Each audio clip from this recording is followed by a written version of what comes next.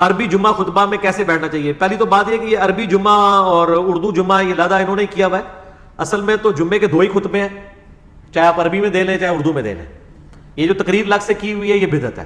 میرا اس کے اوپر یوٹیوب پہ کلپ ہے، جمعے کا خطبہ دینے کا اہل کون ہے، اس پہ میں نے یہ ساری باتیں بتائی ہیں. عربی خطبہ ہو یا اردو خطبہ ہو، وہ ایک ہی خطبہ ہونا چاہیے. اور یہ علماء جو بیٹھ کے تقریر کرتے ہیں یہ بدعت ہے. نبی علیہ السلام نے جمعے کی تقریر کھڑے ہو کے کی ہے، جو یہ عربی انہوں نے کی ہے. اسی عربی میں آپ نے کچھ عربی پورشن، باقی اردو، یعنی حمد اور صلات جو ہے وہ عربی میں پڑھیں گے. تقریر جو ہے وہ جس زبان میں آپ ہیں وہی کریں گے. ملیشیا میں ہے تو ملیشین میں کریں گے، چائنا میں ہے تو چائنیز میں کریں گے، اگر آپ یورپ میں ہیں تو انگلش میں کر لیں. بیٹھنے کا کیا طریقہ ہوگا؟ بیٹھنے کا طریقہ یہ ہے کہ امام کی طرف منہ کر کے بیٹھنا ہے، یعنی جس طرح آپ سب لوگ میری طرف منہ کر کے بیٹھے ہیں. قبلہ رخ نہیں بیٹھنا. یہ جو مشہور کیا ہوا ہے کہ پہلے خطبے میں ایسے بیٹھنا ہے، دوسرے میں ایسے بیٹھنا ہے، بالکل جھوٹ ہے.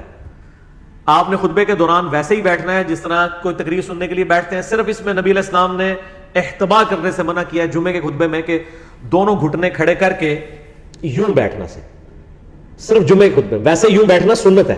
صحیح بخاری مسلم میں ہے کہ صحابہ کرام کہتے ہیں کہ نبی علیہ السلام حرم مکہ کے اندر خانہ کعبہ شریف کے سین میں اس طرح بیٹھا کرتے تھے احتبا کر کے. لیکن جمعے کے خطبے کے دوران آپ نے ایسے نہیں بیٹھنا، چوکڑی مار کے بیٹھے ہیں، دوزان بیٹھے، جس طرح مرضی بیٹھے. یہ جو مشہور کیا وہ سب فضول ہے، کوئی نہیں، لوگوں کی بنائی ہوئی چیزیں.